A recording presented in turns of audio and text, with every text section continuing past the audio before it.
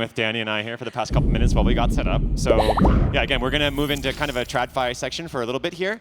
So we're going to kick off with David Alderman from Franklin Templeton. He's going to speak about L2s, AltDA, ETH profitability. TradFi goes deep on tokenomics. And then, David, you're going to introduce a panel immediately after that, right? David will be followed by a panel called After the ETF, What Will It Take to Get Wall Street on Chain? Thank you, David. Thank you, David. Let's get Wall Street on chain. Woo, woo.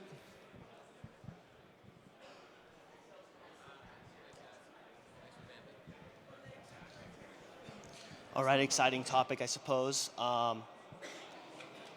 So we'll be talking about Ethereum economics and the impact of layer 2s and AltDA as it relates to just how ETH economics are changing based off that.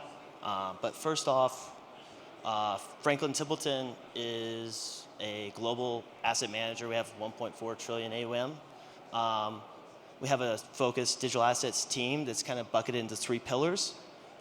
Digital asset technology, you can think of that as like tokenization, that sort of thing. And then digital asset investment strategies is where I sit.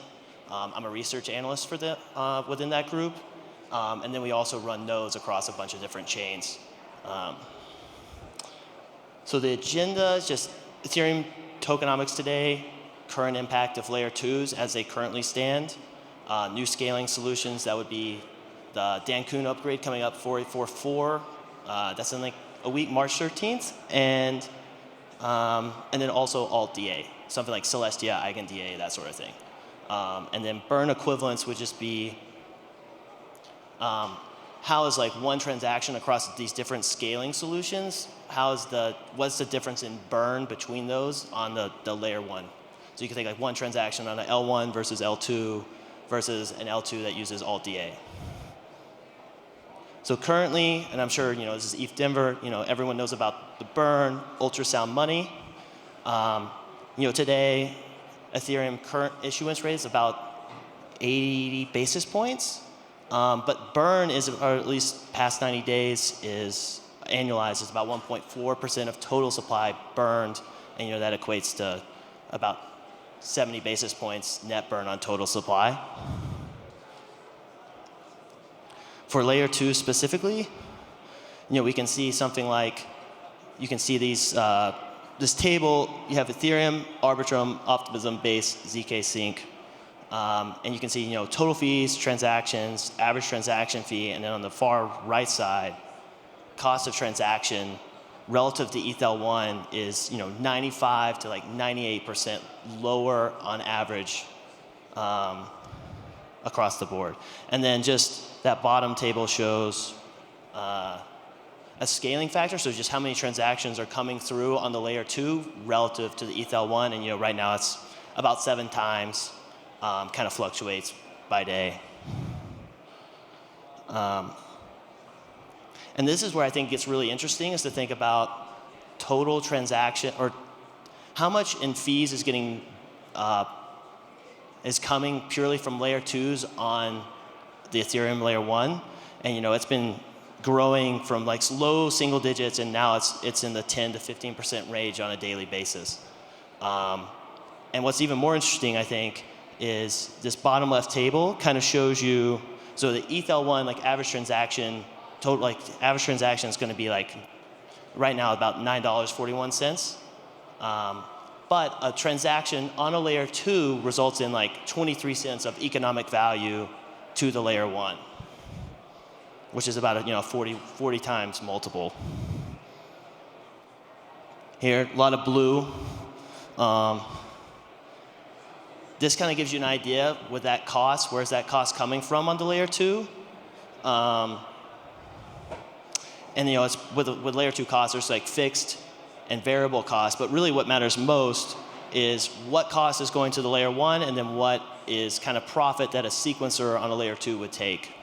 And then within the ETH1 cost that the layer 2 transaction pays, like 99% of it is all associated with call data, which is a big reason why data availability is becoming a bigger and bigger narrative, because if you want to get those costs down on any sort of scaling solution, it's really going to come down to data availability.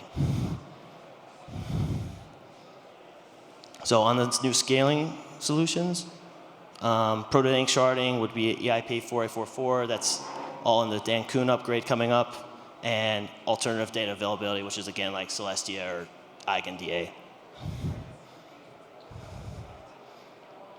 And also, as you can see, I kind of have a banker background, so just bear with me.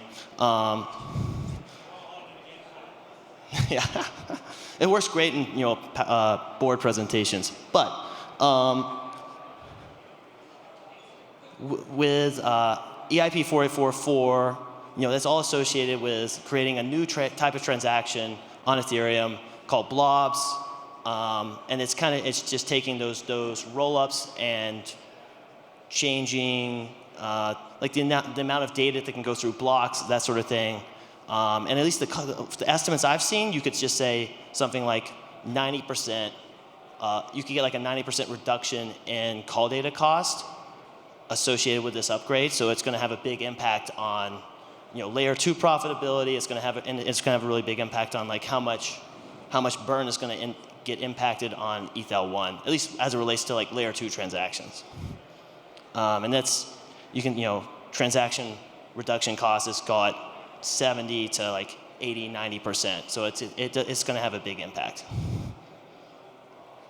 As it relates to AltDA, I'm just using Celestia as an example here. And instead of it being like a reduction of 90%, at least what they say is it's going to be like 99.9%, but for sake of being conservative, I do 99.5. And if you break that down, you end up getting even more cost reduction.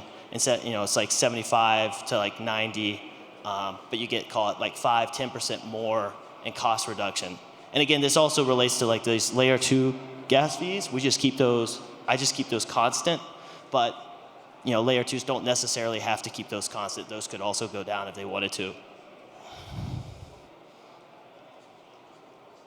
And then comparing those across, and comparing all those solutions across like the economic impact on the layer 1. You can see obviously if it's a ETH1 transaction, all the value gets absorbed by ETH1, which kind of makes sense. And today, if you go all the way down, ETH burned per like 1 million transactions on ETH1, you're going to burn around like 2,600, 2,700 ETH. But as you go across to like current post 4844, and then using Celestia DA, which for this case, I'm just using Optimism or like the OP stack as the example. As you go across, the average transaction fee goes down, but even more so, the economic value per transaction kind of exponentially goes down for the layer 1. So 100% on if it's just an L1 transaction, and then as you go down, like 4% currently for a layer 2 Optimism, and then Optimism post 4844, you're going to end up with like 40 basis points, and then it gets near 0 when you use like Celestia DA, and that's because if you're paying for data availability on ETH1, but then you push that across to Celestia, that 99% of the cost that you were paying to ETH1 now is getting absorbed all by Celestia instead of Ethereum. And where I think is it's like an interesting way to think about this is this bottom row transaction, like burn equivalence as I call it, is obviously one ETH1 transaction is equivalent to one ETH1 transaction. But as you start going across from Optimism, you have 26 transactions on Optimism is equivalent to one ETH1 transaction, purely as it relates to like economic value accrued by ETH1. But then post 4844, it starts to exponentially grow. It's like 235 times, and then with Celestia DA, you're like 2,100 transactions. So you need 2,100 transactions on an optimistic rollup that uses Celestia DA to have the equivalent burn of Ethereum like layer 1 transaction.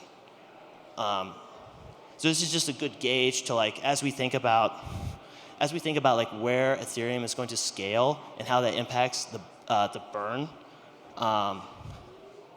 it's not like, you know, a 10% growth on optimism helps, but then when you do like 10% growth on optimism using AltDA, it's basically has zero impact to the burn. You need to have like a serious amount of growth and a serious amount of transactions on that rollup to have a material impact to economics on just Ethereum base layer. But this also kind of highlights you can use this AltDA or a layer 2, but ultimately it's you're going to get cheaper fees, but you're also going to get less security. And then obviously as you go further down the stack, it's higher fees like on ETH1, but more security. But even what's more interesting, I think, is like if you use AltDA, it's not just less security, but it's also less economic impact to Ethereum itself.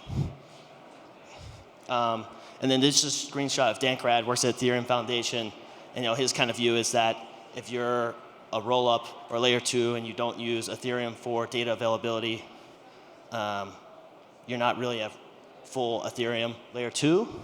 But really that just highlights like you're taking less security. If you're using a rollup with Celestia, now you're taking some security from Ethereum, but you also have to rely on some security for Celestia versus a full optimistic rollup. It's completely different. And then that is all I have. But coming up would be, as it relates to this next panel, which is all related to kind of Ethereum and how institutions, I guess like myself, Franklin Templeton, are getting involved.